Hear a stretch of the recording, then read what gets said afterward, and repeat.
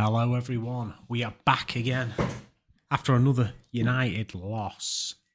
Live on the United Spotlight. Just wait to go live for a second or two.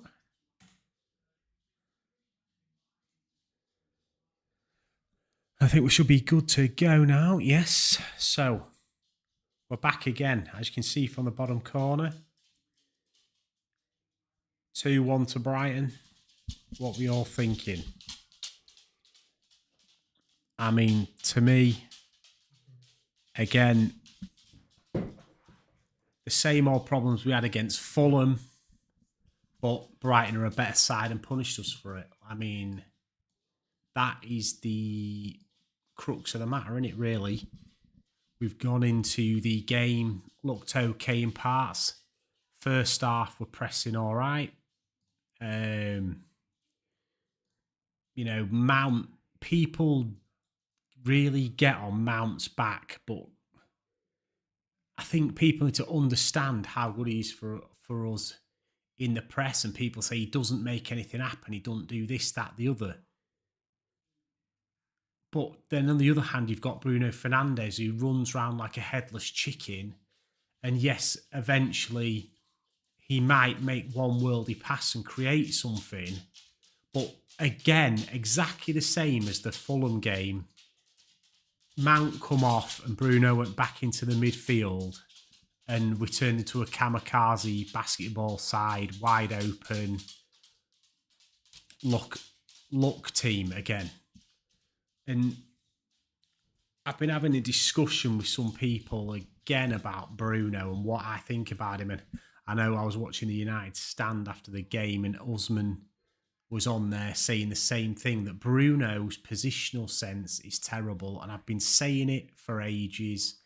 If you've ever watched my channel before, you'll know that I'm not Bruno's biggest fan. Yes, he can have incredible moments. Yes, he can do a worldy assist, but over the course of 90 minutes in a game when he's in midfield, I'm afraid we're all over the place.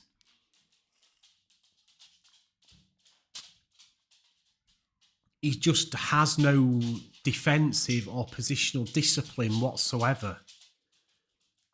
Loses the ball too easily. And again, I'm going to say we're going to have a real big problem if Ten Hag decides he wants to start Xerxes or when Højlund's back. Because we all know Mount is going to go on the bench and Bruno's going to be in midfield. And I can tell you now, if we get Agate or not, he doesn't solve the problem of our wide open central midfield when one of the central midfielders is not in the midfield. Well, I don't want to blame this whole thing on Bruno because I think Bruno in parts today was actually okay.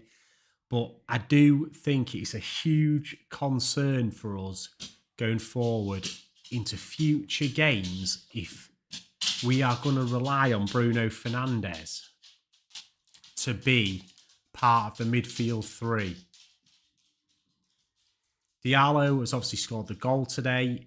He wasn't at his best, but in the moment that mattered, he's put the ball in the net. Rashford, again, doing the same old things he always does. Running down blind alleys, running into people, can't take anyone on. I think, again, it seemed like the effort was there from Rashford, or at least a lot more than last year. Again, the problem is he's just pure quality issues. He's not good enough. And people don't like it when you say these things about Bruno and Rashford. But the reality of it is they are not good enough to take us to the next level. Rashford's been here since he was a kid. Bruno's been here 6 or 7 years. I cannot understand why we've given Bruno at nearly 30 years old a massive pay increase and an extended contract. Just leave him on what he is. I think he's just too much of a headless chicken and a moment player, and we've got too many moment players and not enough players who actually want to play as part of a structured team shape. And that is the main thing today. But I mean, I'm going on about Bruno again. But the real person at fault today is Erik ten Hag. Again, some would argue, sorry, I'm going to sneeze, that we should have started De Ligt. Maybe we should have. Maguire was up and down today. Again, he had an okay game. People saying he's at fault for the first goal. I've just rewatched it again. And yeah, he probably should try and flick it away with his left foot. But if you look at it again, Mazraoui is right on top of him. You don't know what the communication's like there between the pair of them. Mazraoui could have told him to leave it. Could have told it was his. The second one coming back across, he's obviously just not adjusted himself properly. He can't get there. I don't think you get into that second one, whoever you are. But the first one, I think it's between Mazraoui and Maguire to communicate on who deals with the initial cross into the box. Should De Ligt have started? I don't know. I'm on the fence. It's a 50-50. He's not played a lot of football. Martinez hasn't played a lot of football. Do you trust them two in your back four when they're both probably not match fit? Along with Mazraoui, who's brand new to the team, and De Ligt, who's playing left back and he's right back. You can understand why he started Maguire.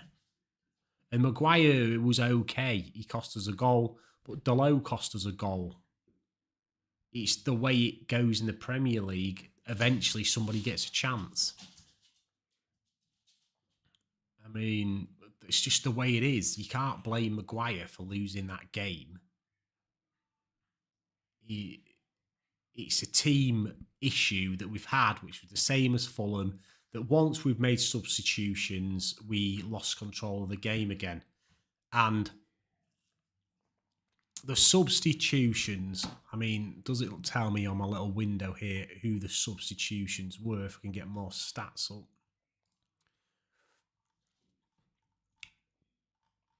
I don't think it does, but you all know I'm not Bruno's biggest fan, but I wouldn't have brought him off today. Mount, absolutely no way should have come off the pitch when he did.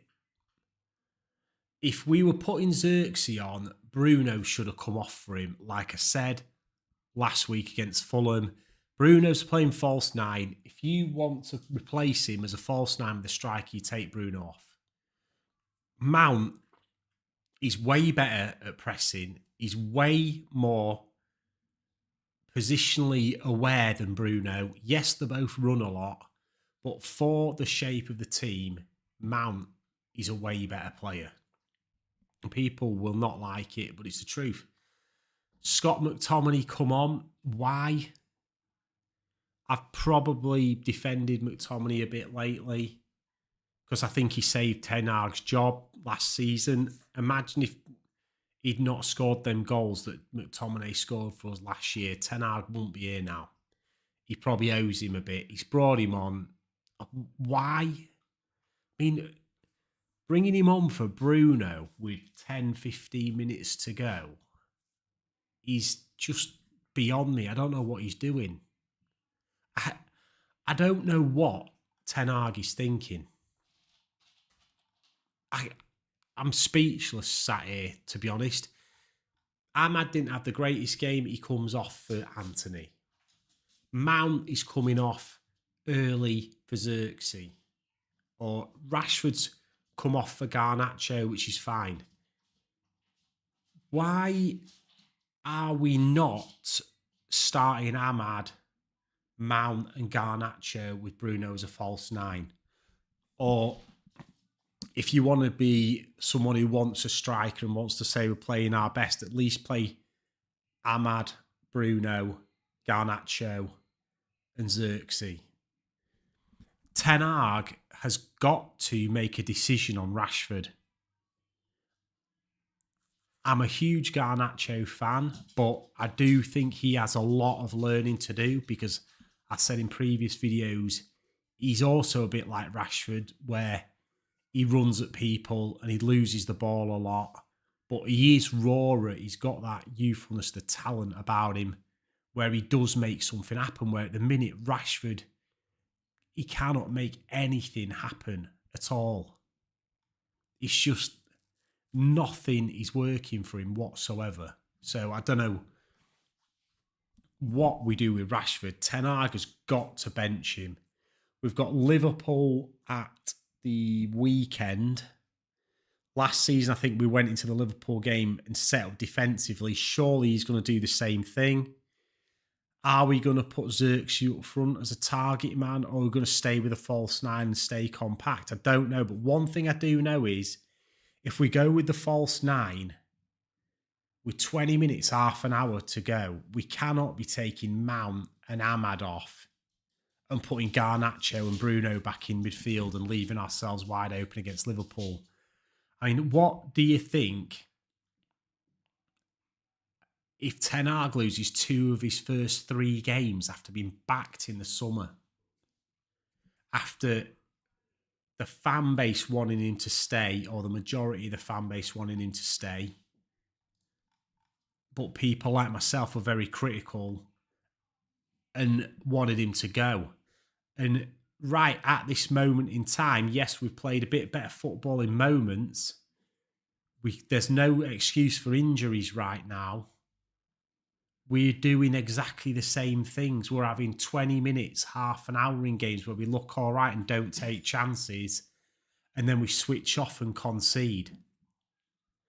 I think people say if Maguire won't play and we want to lose that game. I disagree. I think if De Ligt's playing, the outcome's the same. I mean, look at this. There was on the United stand earlier, and they were talking about the team shape in the first half with Mount and Ahmad and how compact we were. Brighton had 3 shots in the first half. We switched that up, as we all know. Mount come off Xerxes up front, and they had 11 shots in the first half. Again, it's gung-ho tactics by Ten Hag. We'll stay compact. We're not creating any chances because our front 4, 5 players are not... Everyone goes on about Bruno's creativity. He's not that creative. If I stood there on that pitch and every time I got the ball, I tried to do something fancy every single time, eventually one of them comes off. There's creativity and there's wastefulness, and Bruno falls into the wastefulness category. At every single time he gets the ball, he pretty much gives it away. And 1 in 30 comes off with some sort of amazing assist. It's not consistent enough. It's the same with Rashford. It's the same with Garnacho. They get the ball, they lose it. They get the ball, they lose it. And every 30th time they make something happen. It's not good enough. So 11 shots second half after we changed to Eric Ten Hag's gunno tactics. It seems this is the theory now. It'd be interesting to see what Ten Hag did if we set up like we have in the Fulham and Brighton games and went 2 or 3 goals in front. As Arsenal nearly score. They go 2 or 3 goals in front. Would he still go to them gunno tactics and bring on Xerxes, Garnacho, take Mount off, and still open the midfield up like we need to win a game? Like, you can almost think the Fulham game and this game, yes, we need a goal. We've got to go for it a bit. But I don't think... I think if we were 2-0 up in the game, he'd make the same substitutions. And it's why we would end up being 2-0 up a game and drawing him like we did loads of times last year, because the substitutions by Eric Ten Hag are a disgrace. And they have been for a long time. And he can't hide now behind not being backed. And he can't hide behind injuries because we haven't got any apart from Luke Shaw and Højlund, who are both injured all the time anyway. Shaw barely played last year. Højlund's in and out. It's Højlund's 3rd semi-major injury in a season. And it's concerning. If that's who he's he thinks he's going to be the man up front for us to score all these goals. He's got to stay fit. Number one priority. It don't matter if he turns out to be the next Haaland. If you're only on the pitch for a quarter of the season, it don't matter. He's got to focus on his fitness, Højlund. And I've been critical of Højlund before. I like the guy. I think he's got some potential. Do I think he's got potential to go and score 20, 30 goals for Man United a season? Every season consistently? I don't. Xerxes looks like he's a decent hold-up player, likes to drop in. Does he look like a player who's probably going to be a player to score 20, 30 goals a season? Probably not. He obviously got Garnacho's goal disallowed for offside today. Could he have got out of the way? It's a tough one to say yes or no. He looks like he's trying to pull away from it, but then he also looks like he puts his knee on it. I don't know. You would think he's trying to get out of the way. He must know he's offside. I don't think he needed to slide in. He was never getting onto the initial cross. He didn't need to be in the way of it, in my opinion. But where do we go from here? We've got Liverpool next.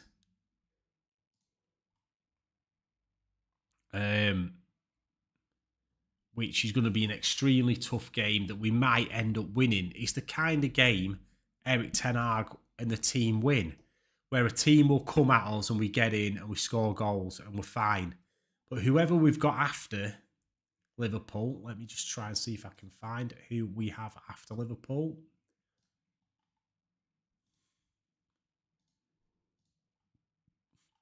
We'll probably go and lose it again.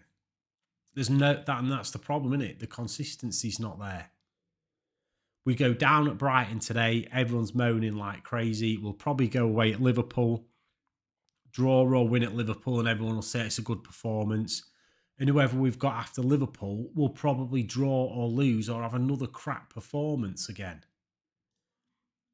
And that's the issue, isn't it? That we are not consistent enough at all to guarantee what we're going to get out of any game. And I don't know why I can't find the fixtures here. Let's just search for it.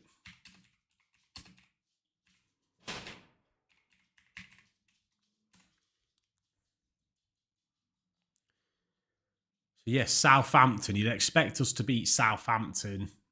I mean, whether we have a bad day or a good day. So, I mean, we could get any result against them, and then you expect to beat Southampton, and then Palace and Tottenham and Villa. 3 extremely tough games there. These 3 games, it'll be the international break after that, won't it? I mean, if we lose to Liverpool, beat Southampton, and say we lose 2 of these 3 games, what do you think to Ten Hag then? What do you think to Ten Hag if we've lost 2 of the opening 3? So that'd be 3, 4, 5, 6, 7 games. If out of 7 games we've lost 4 of them. If we've lost 7, if we played 7 games and we've lost 4, so say we lost to Brighton, lose to Liverpool, say we lose to Palace and we lose to Spurs. Where do you think he is in the international break?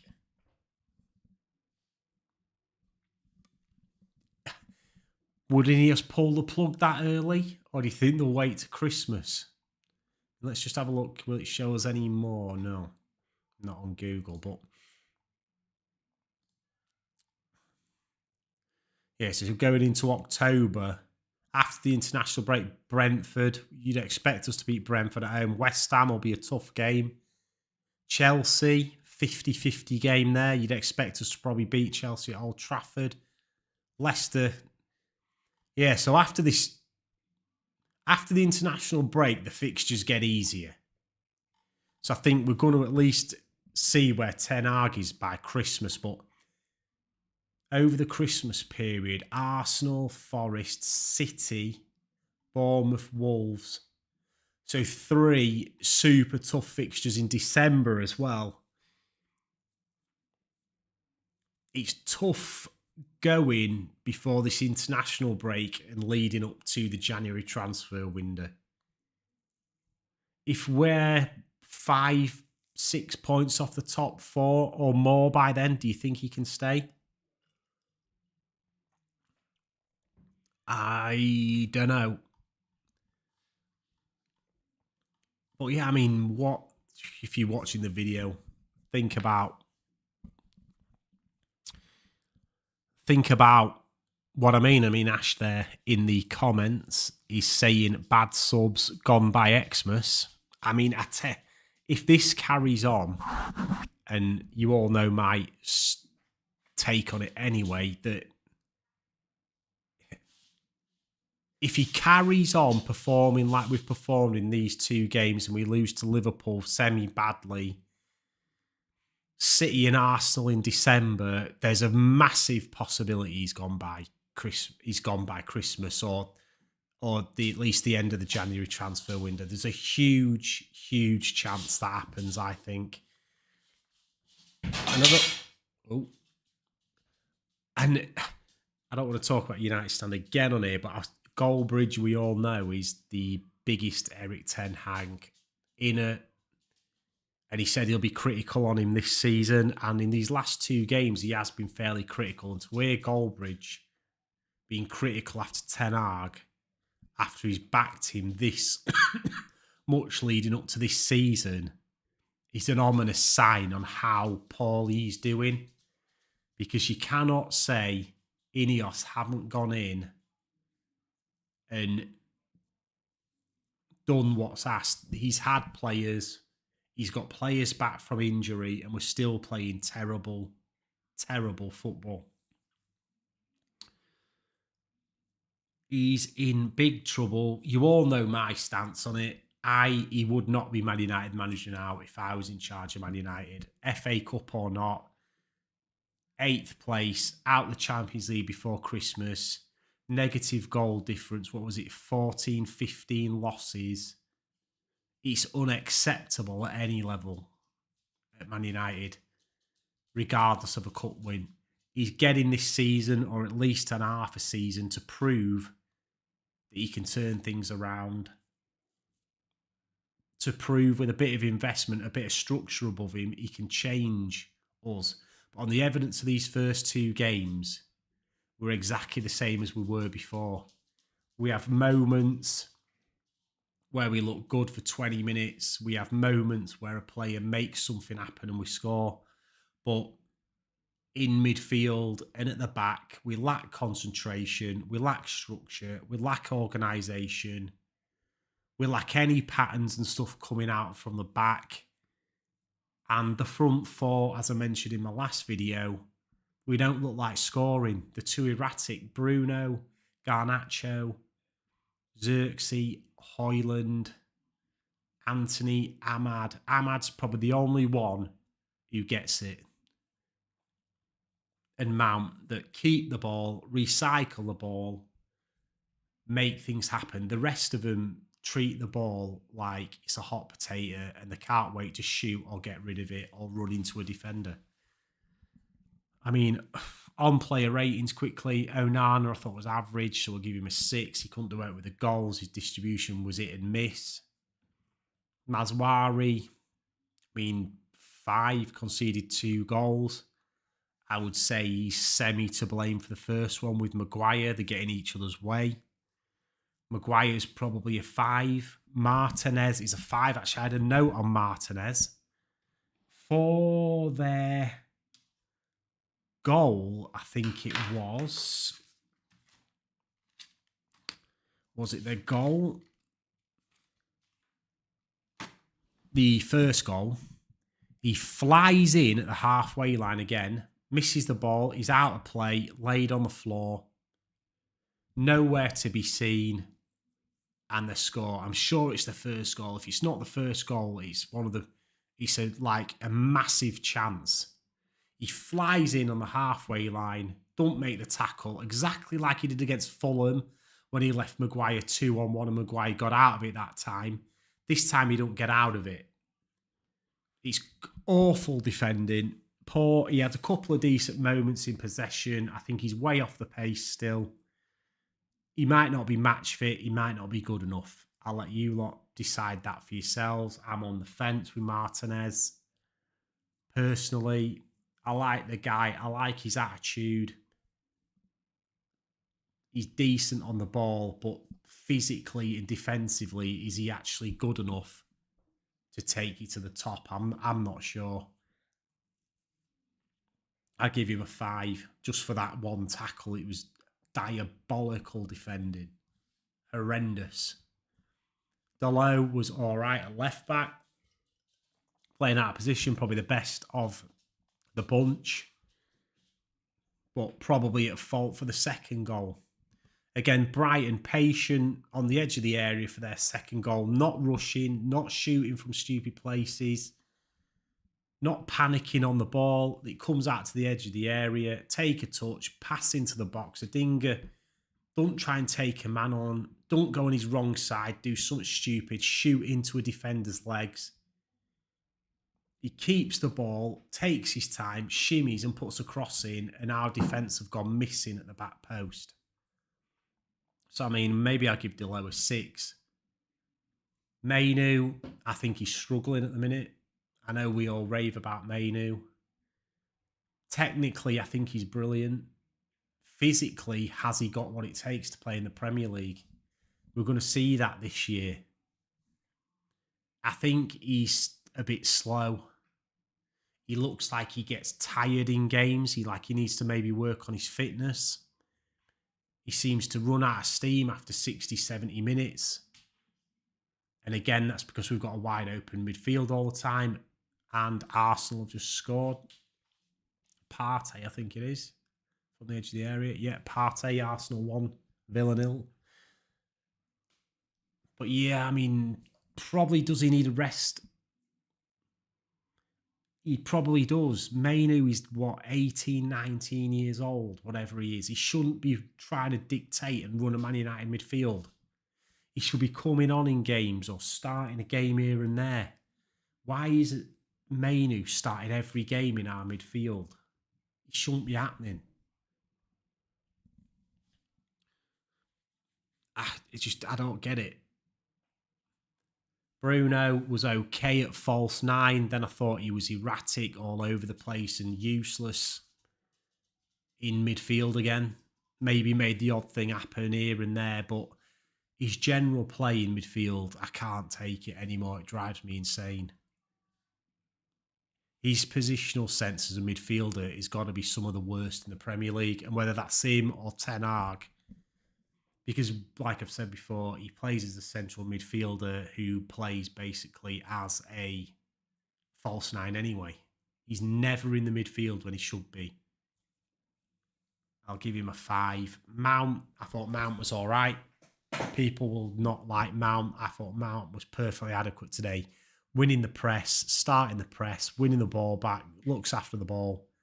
We still lost 2-0, so I'll give him a 6. No one's getting more than a 6. Rashford's probably a 4. Ahmad scored but wasn't great, so I'll give him a 6. And who else am I missing? Who else started in midfield? With Mainu.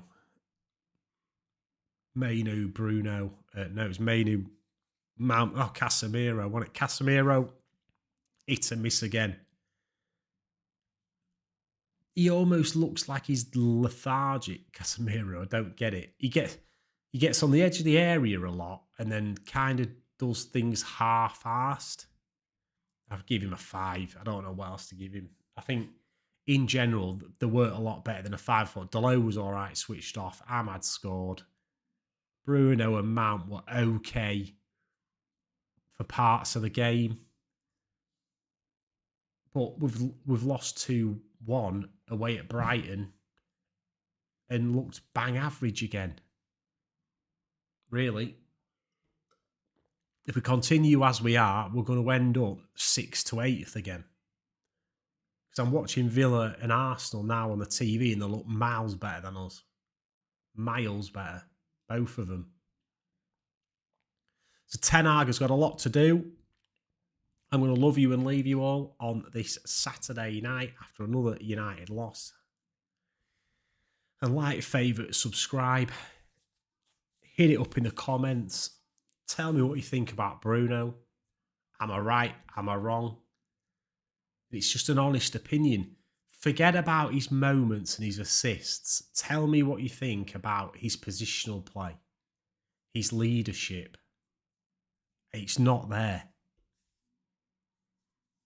And tell me what you think about Erik Ten Hag and his disgustingly poor state of his substitutions, which is quite clearly continued from last season.